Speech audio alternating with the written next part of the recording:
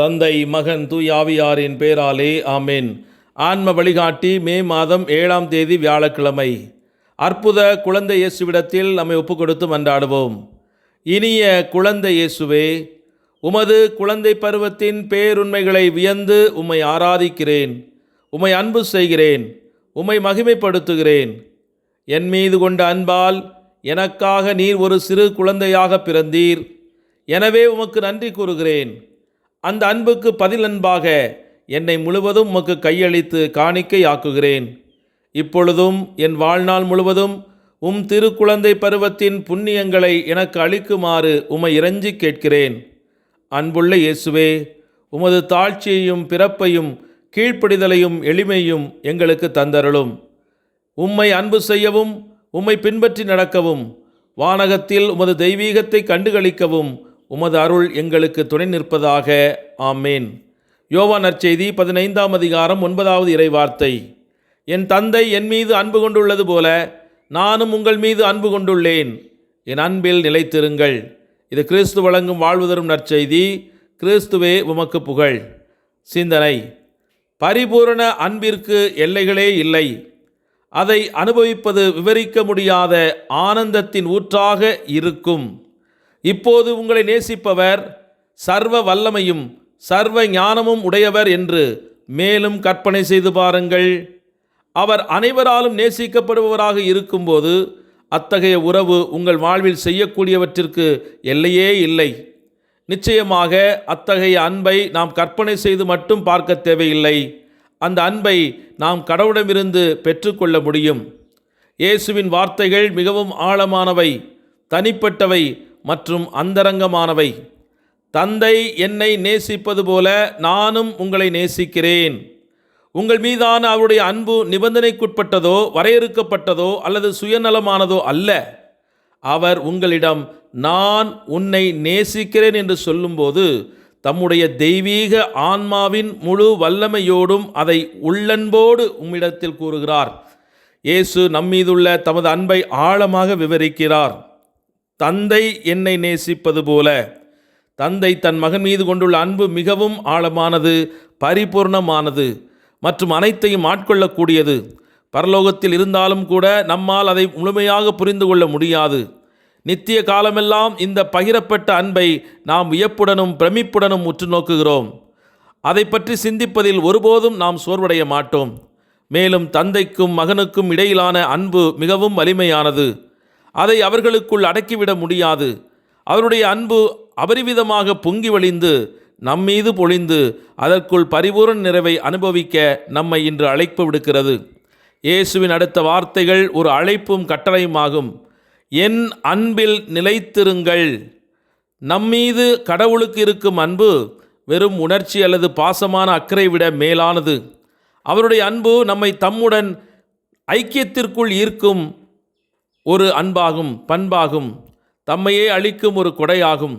அவருடைய அன்பில் நிலைத்திருப்பது என்பது அவருடைய பிரசன்னத்தில் நிலைத்து வாழ்வதனுடைய அடையாளம். இயங்குவது மற்றும் நிலைத்திருப்பது என்பது ஆகும். தெய்வீக அன்பு உருமாற்றக்கூடியது, நிலைத்திருக்கக்கூடியது மற்றும் வாழ்க்கையை மாற்றக்கூடியது. அது நம்மை தெய்வீக நேசருடன் இணைத்து நாம் எதற்காக படைக்கப்பட்டோமோ அந்த ஜீவனுள்ள ஐக்கியத்தை நிலைநாட்டுகிறது. தம்முடைய அன்பில் நிலைத்திருக்குமாறு நம்மை அழைத்த பிறகு அவருடைய தொடர்ச்சியான மற்றும் உருமாற்றும் வார்த்தை நாம் எவ்வாறு பெற்றுக்கொள்ளலாம் என்பதை இயேசு இன்று தெளிவுபடுத்துகிறார். நான் என் தந்தையின் கட்டளைகளை கைக்கொண்டு அவருடைய அன்பில் நிலைத்திருப்பது போல நீங்களும் என் கட்டளைகளை கைக்கொண்டால் என் அன்பில் நிலைத்திருப்பீர்கள். தொடக்கத்தில் இந்த வார்த்தைகள் சவாலானவையாக தோன்றலாம். குறிப்பாக நமது வீழ்ச்சியடைந்த இயல்பும் பெருமை கொள்ளும் போக்கையும் நாம் கருத்தில் கொள்ளும்போது இது மிகவும் அசாத்தியமான ஒன்றாக தோன்றலாம். ஆயினும் நாம் அவருடைய கட்டளைகளை தவறாக புரிந்து கொண்டால் மட்டுமே அவை பாரமாக தோன்றும். இயேசுவின் கட்டளைகளை முழுமையாக ஏற்றுக்கொள்வதற்கு நாம் அவற்றை உள்ளபடியே காண வேண்டும். அவை தந்தைக்கும் மகனுக்கும் இடையேயான பகிரப்பட்ட அன்பிலிருந்து பொங்கி வழியும் தூய அன்பின் வெளிப்பாடுகளாகும். இயேசு தாமே செய்ய விரும்பாத எதையும் நம்மிடம் கேட்பதில்லை என்பதை கவனித்து பாருங்கள். தந்தையின் கட்டளைகளை அவர் கை கொண்டதால் தந்தை மீதான அவருடைய அன்பு பரிபூர்ணமானதாக இருந்தது. தந்தை மகனுக்கு என்ன கட்டளையிட்டார்? சுயநலமற்ற தியாக அன்புடன் அன்பு செலுத்துமாறும் அதன் உச்சகட்டமாக நமக்காக தம் உயிரை கொடுக்குமாறும் அவர் கட்டளையிட்டார். நாம் கடவுளின் அன்பை பெற்று அதன் பரிபூரணத்தில் பங்கு கொள்ள விரும்பினால், தந்தை மகனை நேசிப்பது போலவும் மகன் தந்தை நேசிப்பது போலவும் அவர்கள் இருவரும் நம்மை நேசிப்பது போலவும் நாமும் அன்பு செய்ய வேண்டும். இயேசுவைப் போலவே நாமும் மற்றவர்களுக்காக நம்மை நிபந்தனையின்றி அர்ப்பணிக்க வேண்டும். இதுவே உண்மையான அன்பின் இயல்பு. இதுவே ஆண்டவர் இயேசுவின் கட்டளை. அதனை கடைபிடிக்க இன்று இறையல் வேண்டி இணைந்து மன்றாடுவோம். ஜெபிப்போமாக. எங்களை ஆசீர்வதித்து அன்பு செய்யும் எங்கள் அன்பு தந்தையே, உமக்கே துதி, ஆராதனை, மகிமை உண்டாக கடவதாக. நீர் எம்மையும் எம் குடும்பத்தையும் இந்த உலகத்திலே பல்வேறு சோதனைகள், துன்பங்கள், நோய்கள், ஏமாற்றங்கள் இவைகளின் மத்தியிலும் வீழ்ந்து போகாமல் சோர்ந்து போகாமல் எங்களை காத்து வரும் முது மேலான இரக்கத்திற்காக நன்றி.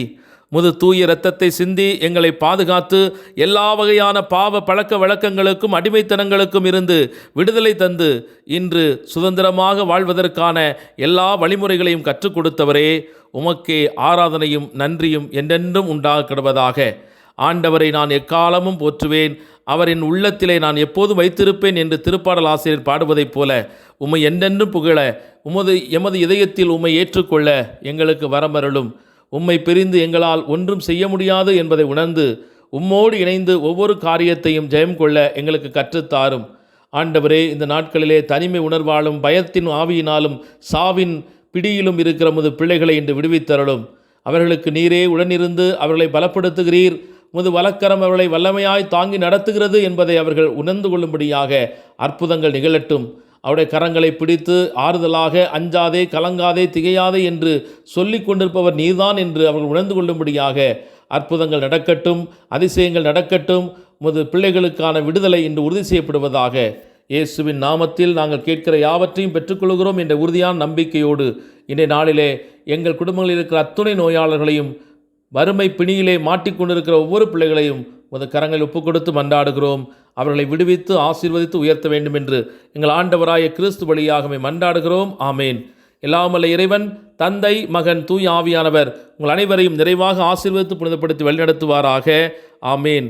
இயேசுவுக்கே புகழ், இயேசுவுக்கே நன்றி. மரியே வாழ்க. இயேசுவின் இரத்தம் ஜெயம்.